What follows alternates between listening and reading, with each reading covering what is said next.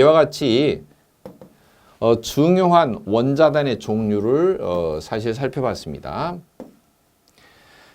지금 여기 등장한 거 설명했던 것들이 그거죠. 차암소산기, 아암소산기, 염소산기, 과암소산기가 이 통째로 전부 다 마이너스 1의 성질을 띠고 있고요. 사실 여기에 플러스 1, H가 붙으면은 그냥 다 분자가 되죠. 그럼 H만 붙으면 되느냐? 그건 아니고요. 1쪽 플러스 1만 오면은 다 똑같아요. 리튬이 와도 되고 나트륨이 와도 되고 칼륨이 와도 되고 심지어는 플러스 1의 성질을 띤 원자단 대표적으로 NH4 암모늄기가 플러스 1가인데 암모늄기가 와도 똑같아요. 그러면은 가령 염소산기에 리튬이 붙었다 그러면은 염소산 리튬, 나트륨이 붙었다 그러면 NA가 붙었다 그러면은 ClO3가 붙었다 그러면은 염소산기니까 염소산 나트륨 그렇게 되겠고요. 칼륨이 붙었다. 염소산 칼륨 그렇게 되겠죠. 암모늄이 붙었다. NH4ClO3 그러면 이걸 통째로 읽는 거죠. 염소산 암모늄 이렇게 읽는 것입니다. 그래서 분자식이 써진 걸 보고 명칭을 먼저 빨리 읽을 수 있어야 되고 반대로 한글로 지금 펼쳐져 있는 명칭을 가지고 분자식을 떠올릴 수가 있어야지만이 나중에 분해가 되면 뭐가 주로 나온다. 아, 이것은 불안정한 물질이니까 이 산소들이 튀어나오겠다. 산소가 많이 발생하겠다. 금방 이렇게 파악할 수가 있습니다. 그리고 지금 불러줬던 명칭들 염소산 나트륨 그 다음에 염소산 칼륨, 염소산 암모늄 또는 아염소산기가 붙어도 마찬가지예요. 과염소산기가 붙어도 마찬가지예요. 그런 것들의 종류들이 전부 다 인류 위험물에 아주 많이 등장하는 것들이죠. 그래서 잘 학습을 하시고 응용을 지혜롭게 하시기 바랍니다. 자, 그 다음에 연소의 뜻에서 연소라는 게 산화 반응의 일종입니다. 연소는 산화 반응. 연소란 뜻이 급격한 산화와 그리고 플러스 빛, 플러스 열이 발생한다. 이게 이제 연소의 뜻인데요. 급격한 산화라고 할 때 이 산화가 무슨 뜻일까? 원래 산화는 산소와 화학적으로 결합이 된다. 이런 소리예요. 그런데 산소하고 결합이 될 때는 산소 성질을 잘 알아야죠. 우리가 구한말 때 일본에 강제적으로 합병이 될 때 성격을 잘 알아야죠. 우리가 원해서 그랬습니까? 그렇지 않잖아요. 물론 원해서 나라 팔아먹은 사람들도 있죠.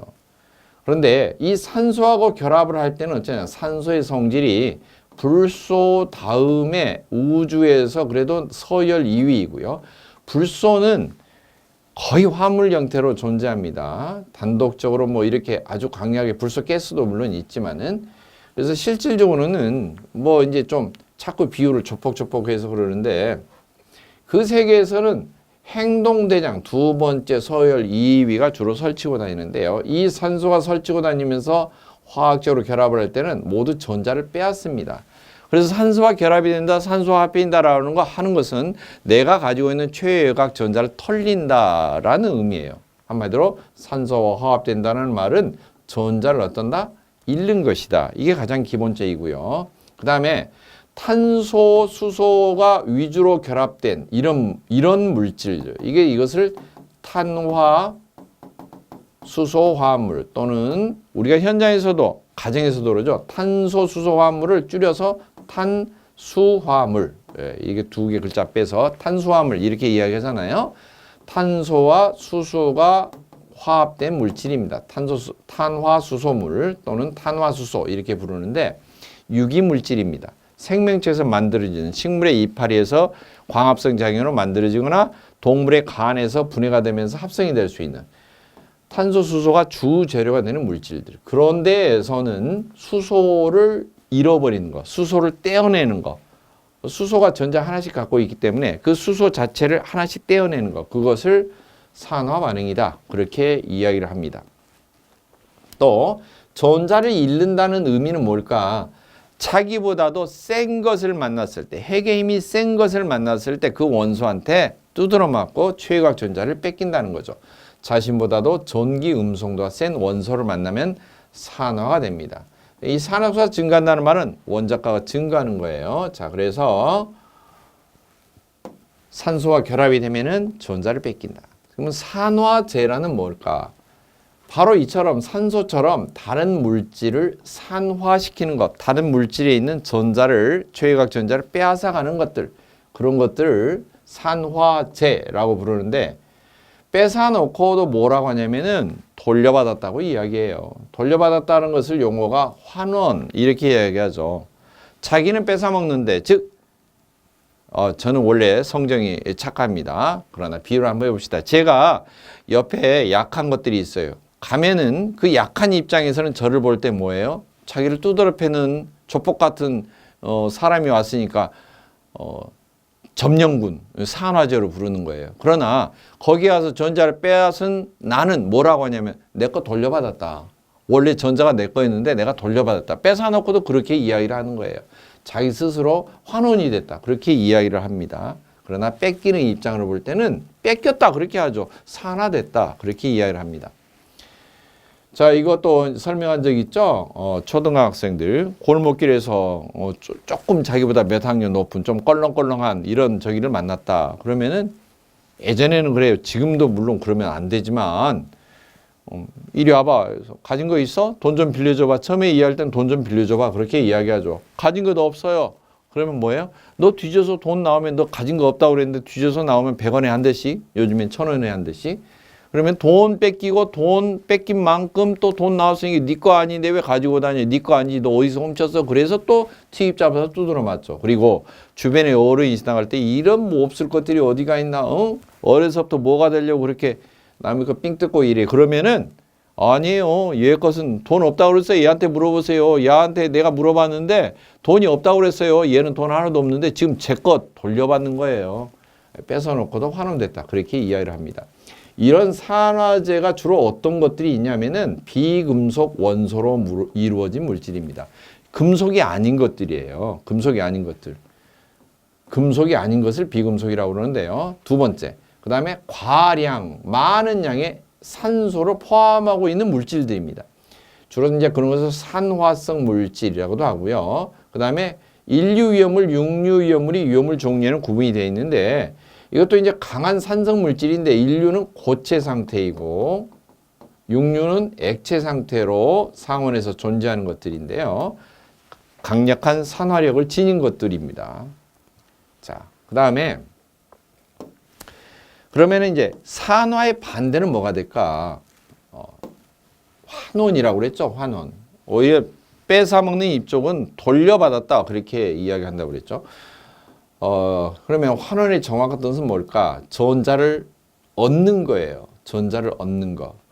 내 거 전자를 얻는다. 내 거 전자를 되돌려 받는다. 그럼 빼앗겼던 나라를 다시 되찾는다. 그러려면 어떻게 될까요?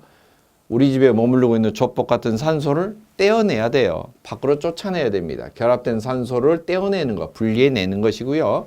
같은 말로는 전자를 잃었던 전자를 돌려받는 것, 잃었던 전자를 얻어먹는 것, 전자 얻는 것, 이런 것을 환원이라고도 하고, 그 다음에 탄소, 수소로 위주로 된 결합물질, 유기화물질, 탄화수소류 종류에서는 뺏겼던 수소를 다시 어때요? 수소를 되돌려받는 거예요. 수소와 결합되는 거, 수소와 화합되는 거, 수소와 다시 붙여주는 거, 수소 첨가 반응, 이런 것들이 전부 다 환원이 되겠습니다. 즉 전자를 얻는다는 것은 또 다른 방식이 있죠. 자신보다도 전기 음성도가 약한 것들, 힘이 약한 것들을 만나면 오히려 뺏어먹고도 내가 되돌려 받았다. 이렇게 환원이 되었다. 이렇게 이야기할 수가 있습니다.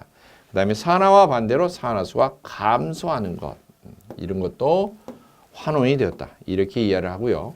그 다음에 환원제는 뭘까요? 환원제. 다른 물질을 환원을 시켜주는 것. 다른 물질이 환원을 시킨다는 것은 전자를 막 주는 것이죠. 오히려. 전자를 뺏어 먹으면 어때요? 다른 집을 산화를 시키죠. 풍비박산을 만드니까 그런 것들은, 뺏어 먹는 것들은 산화제인데 다른 집을 도와줘요.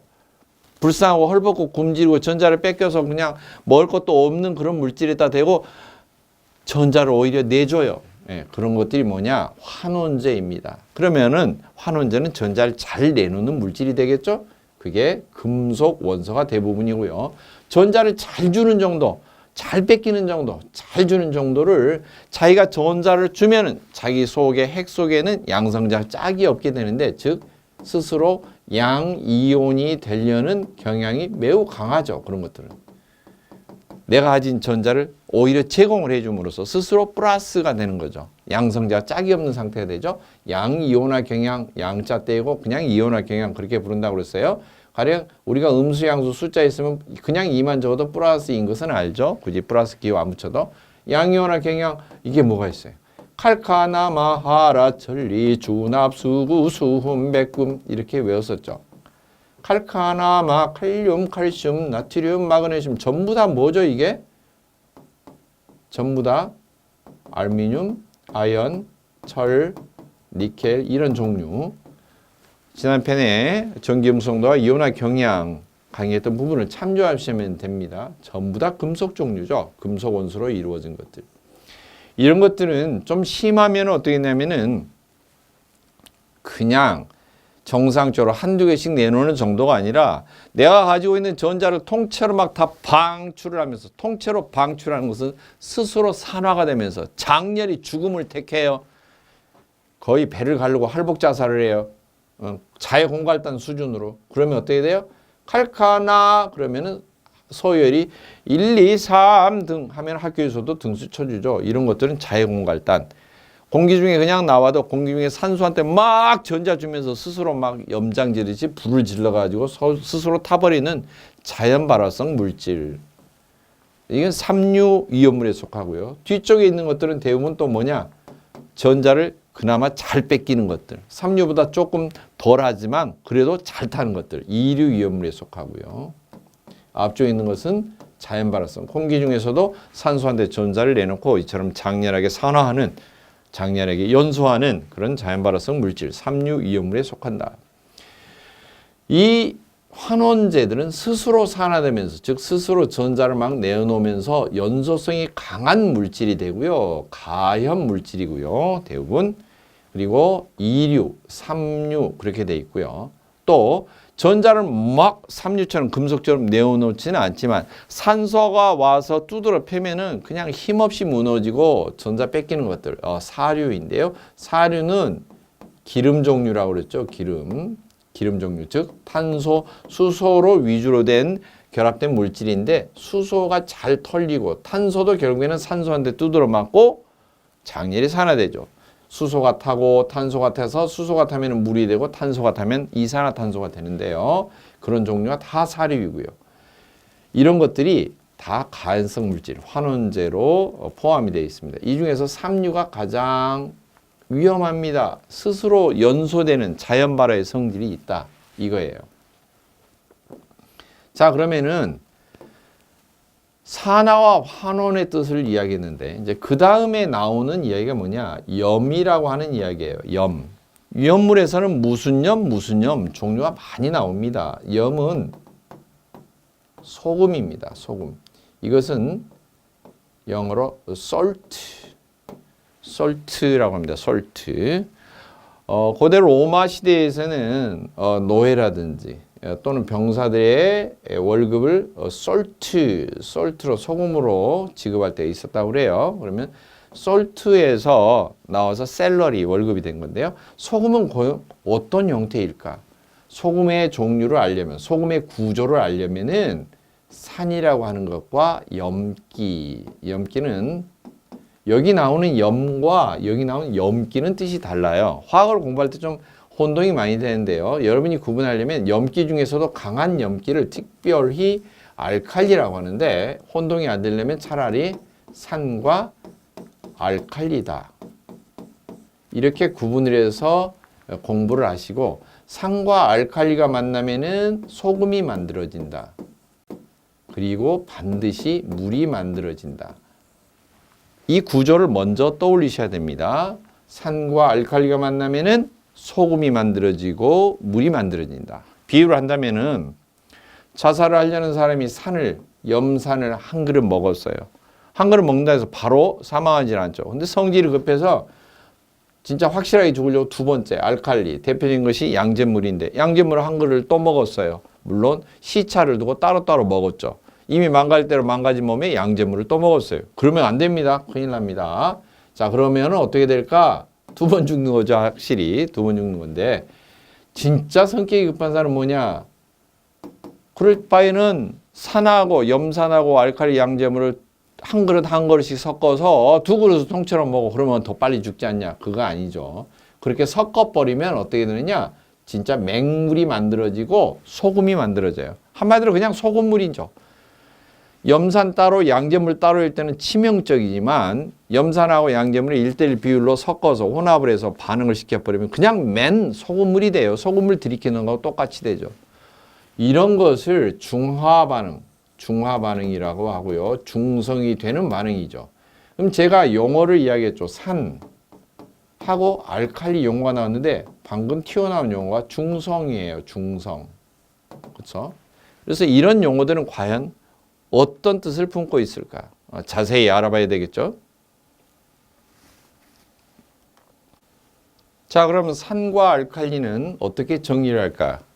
일단 유효물에 연결된 가장 간단한 내용부터 한번 살펴봅니다. 산, 물에 녹아서, 이게 중요하죠. 물에 녹지 않으면은 산을 정의를 할 수가 없어요. 물에 녹아서 H 플러스 이온, 수소 이온을 낼 수 있는 물질. 수소 이온을 내니까 어떻든 간에 H는 있어야 되겠죠. 그래서 대부분 구조가 H하고 이게 뭐가 섞여 있어요. 이게 뒤에가 붙어 있죠. H하고 뒤에가 나오는데 H 다음에 나오는 게 전부 다 대체적으로 비금속 원소가 나옵니다. 예를 들면은 뭐 불소라든지 염소라든지 브롬이라든지 요드라든지 이런 거 등등이 나오겠죠. 또는 뭐 인산기에 있는 인산이 나왔다든지 뭐 이런 거 등등이 나오죠. 물론 PO4가 나오면 앞에 H가 나오면 안 되고 H3 3개가 나와야겠죠. 이게 마이너스 3이니까.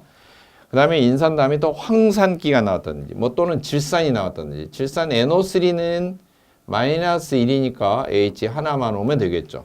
그 다음에 이제 원자단 종류 중에 황산기라고 하는 것도 있어요. SO4 이렇게 있는데 같은 육족인데 육족 가운데서도 황은 한참 뒤쪽이고 이게 세고 이게 약하기 때문에 같은 육족이라도 뺏어 먹는 것이 존재하죠. 산소가 마이너스 전자 2개씩 뺐고요. 그게 4마리인데 황은 육족이라 6개 통째로 털리면 양성자 6개가 짝이 없게 되죠. 그래서 마이너스 2가 되어서 분자가 못 돼서 반드시 앞에 플러스 2가 돼야 되는데요. 한마디로 H가 2개가 와야죠.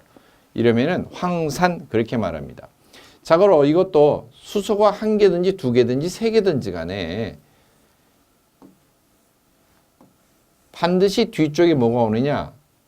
금속이 아닌 원소들이 붙어 있다. 그리고 이것을 액체 상태인데 물에 잘 녹는다. 이거예요.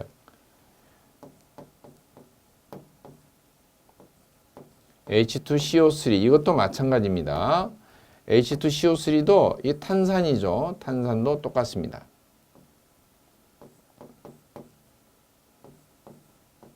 얘 마이너스 2 이게 일자리가 2개. 그래서 탄산 이것도 뒤에가 다 명칭이 또 희한하게 비금속 원소가 붙어 있고 앞에 수소가 나온 것들은 무슨 산 이렇게 이야기하죠. HF면 불산, HC 이름이 염산, HBr 브롬산, 요드산 이런 식으로 넘어가죠.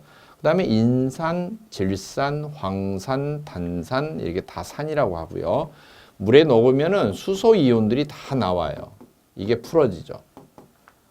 그래서 수소 이온이 얼마나 많이 나올까? 이것을 수소 이온의 농도라고 하는데 이걸 로그로 거꾸로 계산하는 것을 수소 이온 농도 지수 그렇게 말하고요.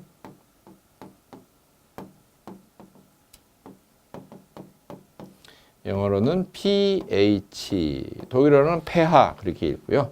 숫자를 나타내면 순수한 물을 기준으로 조사했을 때 0부터 7 그리고 14 이렇게 구분할 수 숫자로 나타내는데 순수한 물은 7로 계산이 됩니다. 물론 이게 지금 위험물에 필요한 가장 기본적인 위험물 기능사를 이해하기 위한 위험물 화학이기 때문에 이 정도 수준으로 하고요. 산업기사 같은 경우는 이걸 직접 계산하고 자세히 들여다보는 문제가 필요하겠죠. 자, pH가 7일 때는 중성 그렇게 부르고요. 7이 넘어가서 14 쪽으로 계산이 되면 알칼리성, 그 다음에 7 밑으로 떨어져서 0쪽으로 붙으면 산성 이렇게 이야기를 합니다. 종류 중에는 이런 산성이 되는 것들은 전부 다 H 시작하고 뒤쪽에 다 비금속 원소들이 붙어 있는 것들이 전부 다 그렇게 되고요. 자, 그 다음에 알칼리는 뭐가 있을까? 알칼리는 산처럼 물에 녹아서 그 다음에 OH- 이거 수산이온이죠. 수산기온. 수산이온을 낼 수 있는 물질 이렇게 돼 있고요. 구조는 전부 다 앞에 금속이나 약한 것들, 금속이 다 플러스 이온들이죠. 그리고 OH가 붙어 있어요. 물론 앞에 금속이온이 플러스 2이면은 OH가 2개가 붙고요. 금속이온이 플러스 1 종류이면은 OH가 하나 붙습니다. 그래서 리튬, 나트륨, 칼륨 이런 것이 오면은 전부 다 일적으로 플러스 1이죠. 그러면 OH가 하나씩만 붙으면 되겠습니다. 읽을 때는 수산 뒤에서부터 읽으니까 수산기는 떼어내고요. 수산 대신에 이제 화학적으로 결합되어 있다. 붙이고 리튬, 수산화 리튬. 이건 수산화 나트륨 그렇게 이야기하고요. 수산화 나트륨이 가성소다라고 하는데 나트륨을 대체적으로 한자식표로 소다 이렇게 소디움 소다 그렇게 이야기하고요. 자, 그 다음에 이 수산화 나트륨 가성소다를 물에 풀어서 녹인 거 양잿물이라고 그럽니다. 양잿물. 서양 사람들이 가져온 잿물이다. 구한말 시대에 그렇게 불렀고요. 그 다음 수산화 칼륨. 이 강한 알칼리들이고요. 그 다음에 OH가 있는데 앞에 이족이 왔어요. 마그네슘이나 칼슘이 왔어요. 이건 다 플러스 2족, 2족으로서. 그러면 OH가 2개씩 붙는 거예요. OH 자체가 마이너스 1의 성질을 띠고 있기 때문에 마이너스 1짜리가 2개, 플러스 2짜리가 1개, 그러면 분자가 되겠죠. 읽을 때는 이 수산화 그렇게 읽지 않고 수산화, 수산기와 그냥 마그네슘이 붙어서 수산화 마그네슘 그렇게 읽으면 됩니다. 그 다음에 수산화 칼슘 그렇게 읽으면 되겠죠. 이처럼 물에 녹아서 OH, 수산기 이온을 낼 수 있는 것들을 전부 다 알칼리 그렇게 부르고요. 산과 알칼리의 성질들은 좀 다르죠. 알칼리는 기름기를 분해합니다.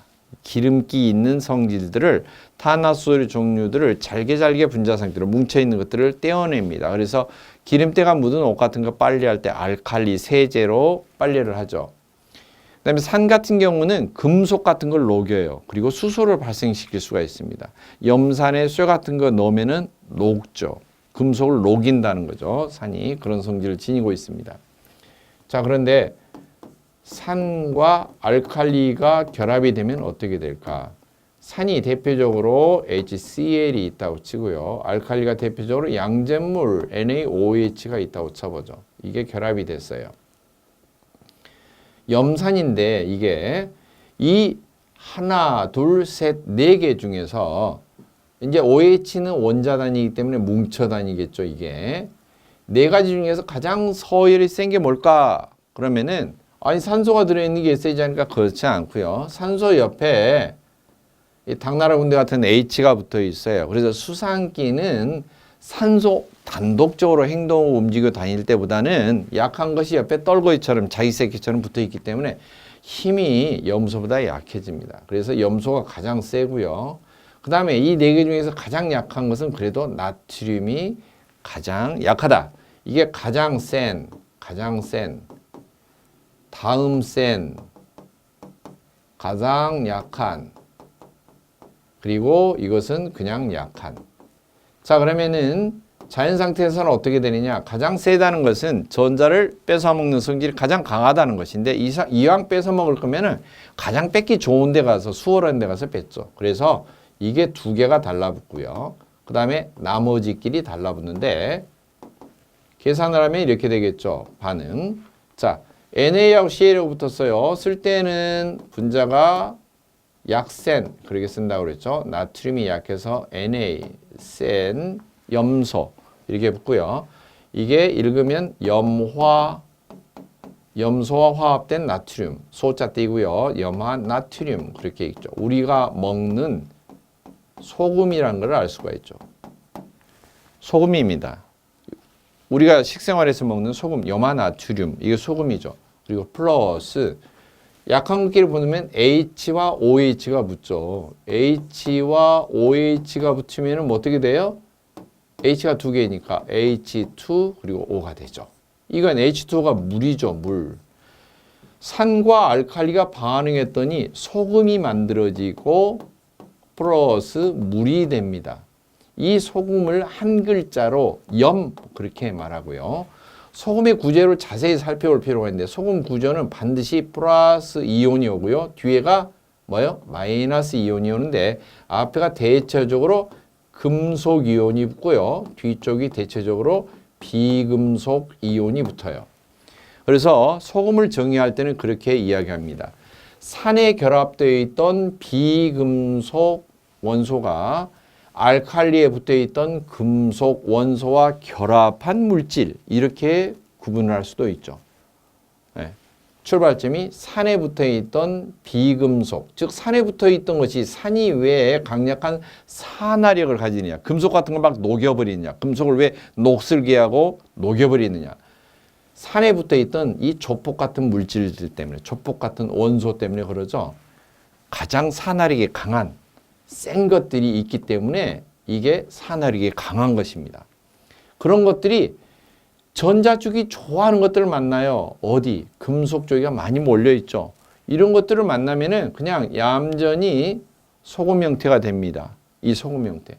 그런데 이게 소금이 강한 산이 강한 알칼리끼리 만나는 경우가 있고 강한 산이 약한 알칼리를 만나는 경우가 있고 그런 경우가 있어요. 그러면은 강산, 강알칼리 어떻게 구분할까? 어떤 게 강하고 어떻게 강한 알칼리가 될까? 물에 잘 녹으면 강하다 그렇게 이야기를 해요. 물에 잘 녹으면은 강산은 물에 잘 녹으면 수소이온이 잘 나오고 강한 알칼리는 물에 잘 녹으면은 OH이온이 수산기온이 많이 나오고 잘 나오고 그 다음에 약한 것은 뭐냐? 기준이 약산, 약알칼리 이것은 어떻게 구분할까? 물에 잘 어때요? 잘 안 녹을 때, 녹아도 조금 녹을 때, 그럴 때는 약하다 그렇게 이해를 합니다. 그래서 소금 종류도 사실 자세히 구분하면 강한 산이 강한 알칼리를 만났을 때는 그러면은 정직한 소금, 올바른 소금이 돼요. 진짜 소금, 이것을 정염이라고 하고요. 그런 정염 상태에서는 물에다가 다시 소금을 녹여도 그대로 소금 그대로 있습니다. 그냥 소금이 녹아있는 상태. 어떤 물의 성질이 변하거나 그런 게 없이 그냥 단순히 소금만 녹아있는 상태. 그런데 강한 산에 약한 알칼리가 결합된 물질은 산성에 조금 성질이 남아있는 소금이 돼요. 그래서 산성염이 된다. 그렇게 이야기하고요. 또 약한 산이 강한 알칼리를 만나면 어떻게 되느냐? 알칼리성 성질이 조금 남아있는 소금이 된다. 그래서 알칼리성 염이 되고요. 그 다음 약한 것끼리 만나면 어떻게 되느냐? 약산과 약알칼리성이 만나면은 이거 그냥 약한 소금이 됩니다. 이것들은 약한 산과 약한 알칼리가 만났을 때는 물에 풀면은 다시 분해가 되는 그러한 경향이 있습니다. 자고로 지금 중요한 게 뭐냐? 산성염이에요.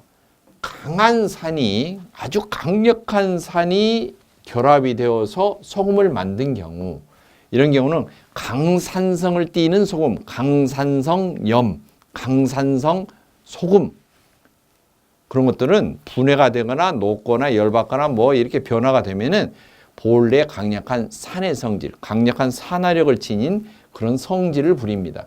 그런 것들은 주변을 초토화를 시키기가 쉽습니다. 그런데 그냥 단순한 우리가 먹는 소금은 소금 뿌린다고 그래서 화재 현장에 그냥 소금 뿌린다고 해서 화재가 막 진압되고 그런 건 아니죠. 더 화재가 확대되고 그런 것도 아니죠. 사실은 물론 소금이 모래와 똑같은 효과로 많이 덮으면은 불이 꺼지기도 하지만은 불에 탄다고 해서 이게 소금 자체가 막 강력한 산화력을 발휘하고 이런 것은 전혀 없습니다. 대신에 강력한 산과 약한 알칼리, 보통의 알칼리 이런 것이 만나면은 산성의 성질이 남아있는 소금이 되어서 나중에 인류 위험물 가운데서도 강력한 산화력을 지닌 강산성염 소금 종류가 인류 위험물의 대부분인데 바로 그런 것을 구분을 할 때 공부할 때 충분히 이것을 구별할 수가 있어요. 강한 산성을 띠는 게 뭘까? 강한 산. 그냥 염산도 강한데 더 강한 거. 염소산. 여기에 산소까지 막 붙어 있고 막 이런 것들 얼마나 강하겠어요. 뭐 과하게 붙어 있는 이런 염소산기, 과염소산기, 그냥 염소만도 센데 거기에 또 산소까지 막 붙어 있고 조폭끼리 구물구물 붙어 있고 이런 것들은 정말 강력한 산이 되겠죠. 그런 강력한 산기가 붙어 있는 금속 원소. 그런 소금이면은 분해가 될 때도 산소를 막 방출하는 그러한 소금이 되어서 인류 위험물이 될 확률이 매우 높습니다. 인류물의 명칭을 나중에 공부하고 외울 때에도 바로바로 원자단이나 종류 명칭으로 공부할 때 이 지금 공부했던 소금의 특징 또 소금이 어떻게 만들어진가 강한 산성이 붙어 있는 소금이다. 그걸 떠올리면은 쉽게 물질들을 구분하기가 쉽습니다.